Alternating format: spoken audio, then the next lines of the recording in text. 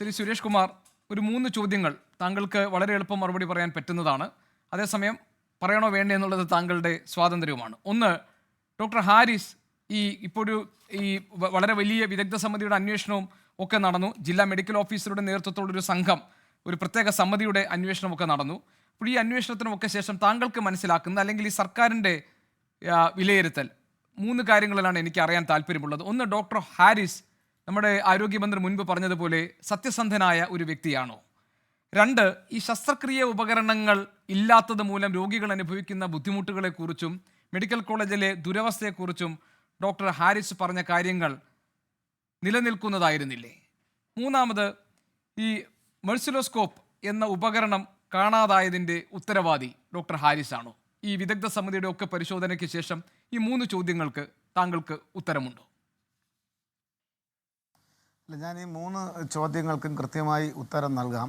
അതിനു മുൻപ് ഇവിടെ ചർച്ചയിൽ പങ്കെടുത്തുകൊണ്ട് സംസാരിച്ച UDF-ൻ്റെ പ്രതിനിധിക്കും അതുപോലെ തന്നെ മാഷിനും സൂചിപ്പിച്ച ചില കാര്യങ്ങളിൽ ചുരുക്കം വാക്കുകളിൽ ഒരു മറുപടി പറയാൻ കൂടെ എന്നെ അനുവദിക്കണം.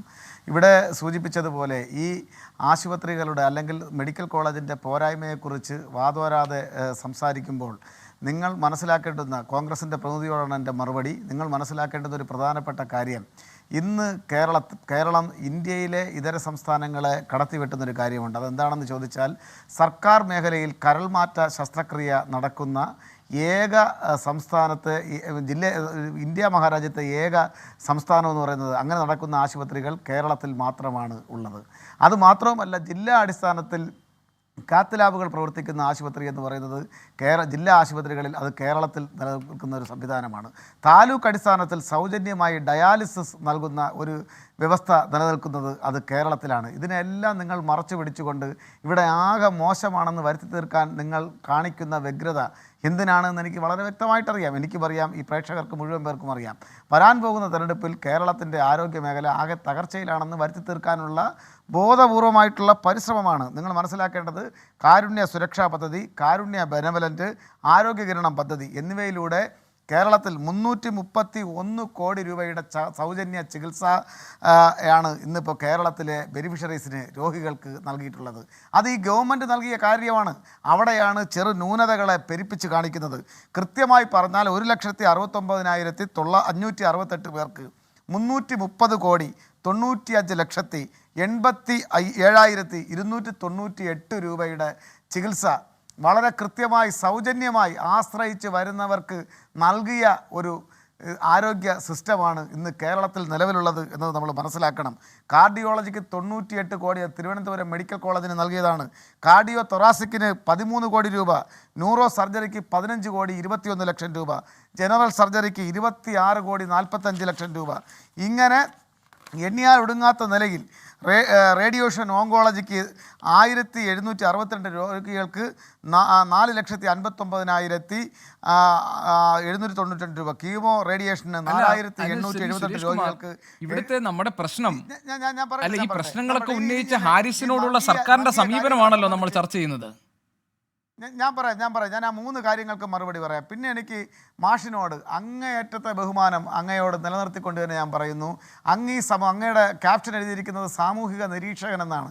അങ്ങ് ഈ സമൂഹത്തെ നിരീക്ഷിക്കുമ്പോൾ ഈ പക്ഷപാതപരമായ കണ്ണട ഒന്ന് ഉപേക്ഷിക്കാൻ തയ്യാറാകണം എന്ന് ഞാൻ വിനീതമായി എല്ലാ ബഹുമാനവും നിലനിർത്തിക്കൊണ്ട് അഭ്യർത്ഥിക്കുകയാണ്.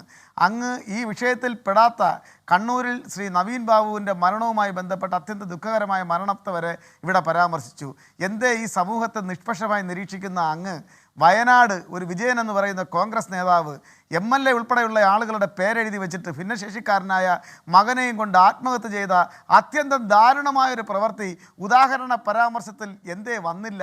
അതാണ് താങ്കളെപ്പോലുള്ള ആളുകൾ ഈ സമൂഹത്തെ നിരീക്ഷിക്കുന്നത് അങ്ങേയറ്റം പക്ഷപാതപരമായ നിലപാടിലാണ്. അതുകൊണ്ടാണ് ഈ നാട്ടിൽ ഞങ്ങൾക്കുള്ള റെലവൻസി, പ്രസക്തി എന്ന് പറയുന്നത്. തീർച്ചയായും നിങ്ങൾ മനസ്സിലാക്കേണ്ട ഒരു കാര്യം, അങ്ങ് എന്നെ ഇവിടെ പരാമർശിച്ചത് കമ്മ്യൂണിസ്റ്റ് അടിമയെന്നാണ്. ഞാൻ ആ പരാമർശത്തെ, അങ്ങയെപ്പോലെ ലോകം കണ്ട ഈ നാട് അങ്ങേ ബഹുമാനിക്കുന്ന അങ്ങയുടെ പരാമർശത്തെ ഞാൻ അത്യധികം ബഹുമാനത്തോടുകൂടി ഏറ്റെടുക്കുകയാണ്. ഞാൻ അങ്ങനെയുള്ള പരാമർശം കമ്മ്യൂണിസ്റ്റ് അടിമയെന്ന് നിങ്ങൾ വിശേഷിപ്പിക്കുകയാണെങ്കിൽ ഞാൻ ആ പരാമർശത്തിന് തീർത്തും യോഗ്യനാണ് എന്നാണ് എനിക്ക് അങ്ങയോട് പറയാനുള്ളത്. പക്ഷേ അങ്ങയെപ്പോലെ പക്ഷപാതപരമായി സമൂഹത്തെ നോക്കിക്കാണാനും ഈ സമൂഹത്തിൽ ദുഷ്പ്രചരണം നടത്താനും ഞാൻ ഒരിക്കലും ഇറങ്ങിത്തിരിക്കില്ല എന്നുകൂടെ ഞാൻ ഈ അവസരത്തിൽ കൂട്ടിച്ചേർക്കാൻ ആഗ്രഹിക്കുകയാണ്. ശ്രീ സുരേഷ് നിങ്ങൾ കുമാർ, മനസ്സിലാക്കേണ്ട ഇനിയ മൂന്ന് ചോദ്യങ്ങളിലേക്ക് questionാണ് സമയം എന്നോട് സമയം ചോദിച്ചത്. കുറയുന്നു. ചോദ്യങ്ങളിലേക്ക് ചോദ്യത്തിനുള്ള മറുപടി. അതിൽ ഒന്നാമത്തെ ക്വസ്റ്റ്യൻ ഡോക്ടർ കുറ്റക്കാരനാണോ? അല്ലല്ല, അദ്ദേഹം സത്യസന്ധനാണ്. ആരോഗ്യമന്ത്രി പറഞ്ഞതുപോലെ അദ്ദേഹം സത്യസന്ധനാണ്. അദ്ദേഹത്തിന്റെ ഡോക്ടർ എന്നുള്ള അദ്ദേഹത്തിന്റെ സേവന പ്രവർത്തികളെ സംബന്ധിച്ച് ബഹുമാനപ്പെട്ട ആരോഗ്യവകുപ്പ് മന്ത്രി തന്നെ വാർത്താ സമ്മേളനത്തിൽ സർട്ടിഫൈ ചെയ്ത് കഴിഞ്ഞു. അതിന് അഡീഷണലായി ഒരു വാക്കുപോലും കൂട്ടിച്ചേർക്കാൻ ഞാൻ ആഗ്രഹിക്കുന്നില്ല. എന്ന് വെച്ചിട്ട് അദ്ദേഹത്തിന്റെ ഭാഗത്തുനിന്ന് വന്ന ഡിസിപ്ലിനറി ലാപ്സ് അത് ഇല്ലാതാകുമോ? ശരി, അല്ല, ശസ്ത്രക്രിയ ഉപകരണങ്ങൾ ഇല്ലാത്തത് മൂലമുള്ള മെഡിക്കൽ കോളേജിലെ ദുരവസ്ഥകളെ കുറിച്ച് അദ്ദേഹം പറഞ്ഞ കാര്യങ്ങൾ ശരിയാണോ, സത്യമായിരുന്നു? നിങ്ങളുടെ അന്വേഷണത്തിൽ കണ്ടെത്തിയോ? അതിനെ സംബന്ധിച്ച് അദ്ദേഹത്തിന്റെ വ്യാഖ്യാനത്തിൽ ഞാൻ പറഞ്ഞു, ഉപകരണങ്ങളെ സംബന്ധിച്ചുള്ള അദ്ദേഹത്തിന്റെ നിഗമനത്തിലും വ്യാഖ്യാനത്തിലും ചില തെറ്റുകൾ പറ്റിയിട്ടുണ്ട്. പിന്നെ വിമാനത്തിൽ എങ്ങനെയാ സാർ എത്തിയത് ഈ ഉപകരണങ്ങൾ? വിമാനത്തിൽ ഉപകരണങ്ങൾ എത്തി ശസ്ത്രക്രിയ നടന്നത് എങ്ങനെയാണ്? അദ്ദേഹത്തിന്റെ കാഴ്ചപ്പാടിൽ അവിടെ അന്ന് പ്രോബ് മെഷീൻ അദ്ദേഹത്തിന്റെ യൂണിറ്റിലായിരുന്നു, തൊട്ടപ്പുറത്തുണ്ടായിരുന്നു. അദ്ദേഹത്തിന് ഫേസ്ബുക്കിൽ പോസ്റ്റ് എഴുതുന്നതിന് മുമ്പേ അതൊന്ന് പരിശോധിക്കുകയും അത് അവിടെ ചെന്ന് അല്ലെങ്കിൽ ട്രീറ്റ്മെന്റ് നടത്തുകയോ അല്ലെങ്കിൽ ആ മെഷീൻ തന്റെ യൂണിറ്റിലേക്ക് കൊണ്ടുവന്ന് ട്രീറ്റ്മെന്റ് നടത്തുകയോ ചെയ്യാനുള്ള സൗകര്യം ഉണ്ടായിരുന്നു. മോഴ്സിലോസ്കോപ്പ് എന്ന് പറയുന്ന ഉപകരണം കാണാതായതിൽ അദ്ദേഹമാണോ കുറ്റക്കാരൻ? ആ വീഴ്ച കമ്മീഷൻ ചൂണ്ടിക്കാണിക്കട്ടെ. മൂന്നാമത് താങ്കൾ ചോദിച്ച ക്വസ്റ്റ്യൻ എനിക്ക് പെട്ടെന്ന് ഓർമ്മ വരുന്നില്ല. ആ ഉപകരണം കാണാതായതിൽ അദ്ദേഹമാണോ ഉത്തരവാദി? അല്ല, തീർച്ചയായും അത് പരിശോധിക്കപ്പെടണ്ടേ. ഉത്തരവാദി അങ്ങനെ ഒരു ഉപകരണം ഇപ്പം നിങ്ങൾ 24 തന്നെ റിപ്പോർട്ട് ചെയ്തു, അങ്ങനെ ഒരു ഉപകരണം അവിടെ കാണാതായിട്ടില്ല എന്നുള്ള നിലയിൽ ഒരു വാർത്ത കൂടെ നേരത്തെ സംപ്രേഷണം ചെയ്തതായി എൻ്റെ ശ്രദ്ധയിൽപ്പെട്ടിട്ടുണ്ട്. അതാണെങ്കിൽ അത് ശരിയാണെങ്കിൽ അതിനോടൊപ്പം അല്ലെങ്കിൽ അങ്ങനെ ഒരു ഉപകരണം നഷ്ടപ്പെട്ടു പോയിട്ടുണ്ടെങ്കിൽ അതിൻ്റെ ഉത്തരവാദി ആര്, അത് കണ്ടുപിടിക്കേണ്ട ചുമതല നമുക്കില്ലേ? അപ്പോൾ തീർച്ചയായും ലോകത്തിനും ഇന്ത്യക്കും തന്നെ മാതൃകയായിട്ടുള്ള ആരോഗ്യ മേഖലയിൽ ഹാരിസിന്റെ കാര്യത്തിൽ അതാണ് നിങ്ങൾ പ്രധാനമായും മൂന്ന് വിഷയങ്ങൾ.